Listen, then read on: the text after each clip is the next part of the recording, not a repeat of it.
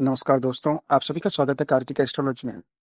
आज हम एक ऐसे शक्तिशाली स्तोत्र के बारे में बात करने जा रहे हैं, जिसका नाम है हनुमान वरदानल स्तोत्र। यह स्तोत्र भगवान श्री हनुमान जी की उन शक्ति को जागृत करता है जो समुद्र के भीतर छिपी वरदानल अग्नि के समान प्रचंड और अदृश्य होती है। रक्षा कवच के रूप में काम करता है। अब बात करते हैं वरदानल स्तोत्र क्या है। तो देखिए, वरदानल का अर्थ है समुद्र के अंदर जलने वाली अदृश्य अग्नि। उसी प्रकार ये स्तोत्र हमारे जीवन के अंदर छिपी हुई सारी समस्याओं को दूर करता है, जैसे नजर दोष, तंत्र बाधा, शत्रु भय या अचानक आने वाले परेशानियां। इन सभी को जड़ से खत्म करने की शक्ति रखता है। यह स्तोत्र को लंका के राजा विभीषण जी ने रचा था, जो भगवान राम के परम भक्त और धर्मात्मा थे।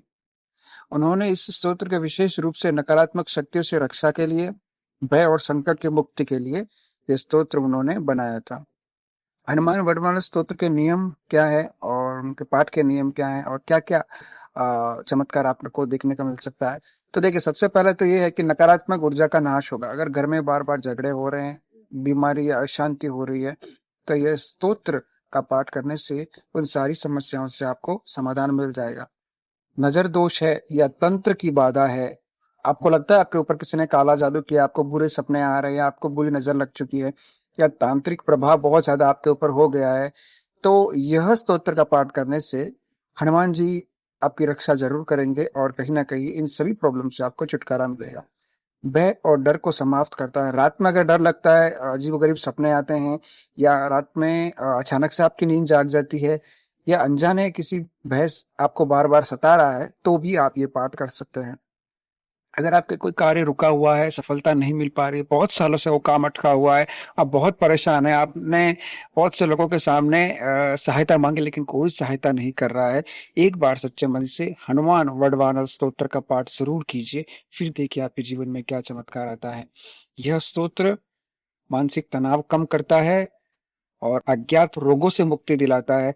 और बार बार अगर कोई व्यक्ति बीमार पड़ रहा है, तो भी उनसे मैं निवेदन करूंगा कि वो हनुमान जी का वरदान स्तोत्र का पाठ जरूर करें। अब पाठ कैसे करें और इसका सही समय क्या है, इसके बारे में आपको आगे बताऊंगा। सबसे अच्छा समय है ब्रह्म मुहूर्त का समय, 4 से 6 बजे के बीच में, या फिर सूर्यास्त के बाद आप कर सकते हैं। स्पेशली मंगलवार और शनिवार के दिन शुरू कर सकते हैं। अगर समस्या बहुत ज्यादा है तो आप इस पाठ को रोज डेली कर सकते हैं। अब पाठ करने की विधि क्या है, तो देखिए, स्नान आदि करने के बाद साफ कपड़े पहने, हनुमान जी की मूर्ति या फोटो के सामने बैठ जाइए, दीपक अ, जलाइए और लाल फूल और सिंदूर हनुमान जी को अर्पित कीजिए। पहले ओम हनुमते नमः का 11 बार जाप कीजिए, फिर वरदान स्तोत्र का पाठ शुरू कीजिए। अंत में अगर आप चाहें तो हनुमान चालीसा का पाठ भी कर सकते हैं। जब वरदान स्तोत्र का पाठ आप संपूर्ण कर लें, तो लास्ट में आप हनुमान चालीसा का भी पाठ करना अ, चाहिए आपको, और करना चाहे तो आप कर सकते हैं। अब सवाल आता है कि कितने दिन तक करें। तो देखिए, सामान्य अगर समस्या है तो 11 दिन तक कीजिए, आपको अवश्य चमत्कार महसूस होगा। कोई गंभीर समस्या है, 21 या फिर 41 दिन तक कीजिए।